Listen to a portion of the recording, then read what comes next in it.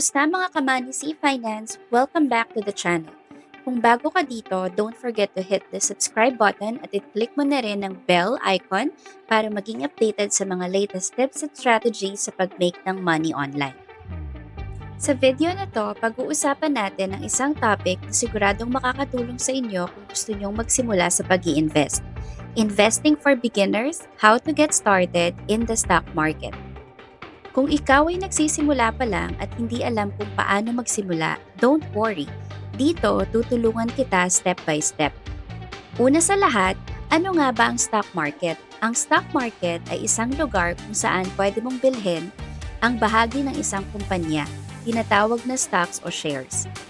Kapag bumili ka ng stocks, ikaw ay nagiging bahagi ng kumpanya at bilang shareholder, pwede kang kumita mula sa dividends o sa pagtaas ng halaga ng stocks mo. Ngayon, paano nga ba tayo magsisimula sa stock market? Ito ang mga steps. Step 1, magkaroon ng stockbroker account. Una, kailangan mong magbukas ng account sa isang stockbroker. Ang stockbroker ay parang iyong tagapamagitan sa pagbili at pagbebenta ng stocks. Maraming online platforms ngayon tulad ng Call Financial, BPI Trade, at Angping na pwede mong gamitin.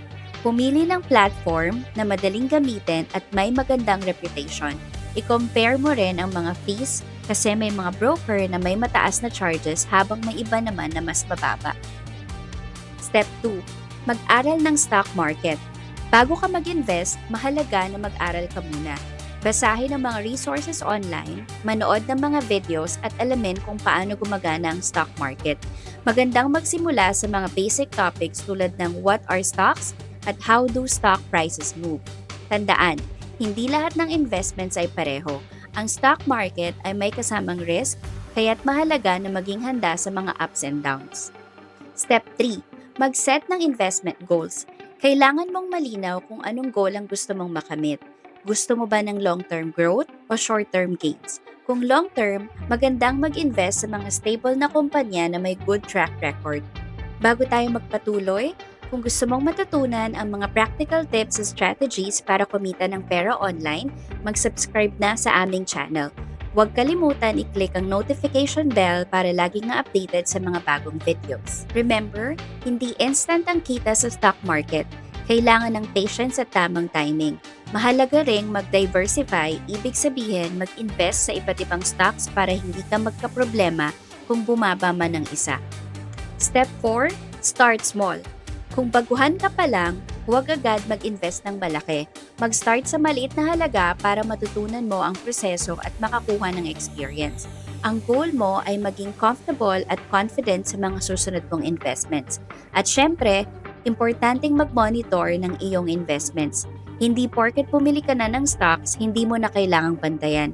Siguraduhin updated ka sa mga balita ng mga kumpanya na pinag-investan mo. Huwag kalimutan na ang stock market ay dynamic at mabilis magbago, kaya't kailangan mong maging hands-on.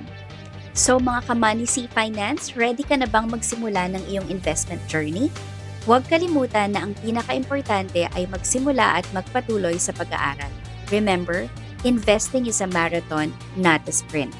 Kung may mga questions ka o gusto mong malaman pa ang iba pang tips sa investing, i-comment mo lang sa baba. At kung may mga friends kang interesado ring mag-invest, share mo na ang video na to sa kanila. Salamat sa panonood at see you on the next video. Always remember, with the right knowledge and strategy, you can make money online. Bye for now!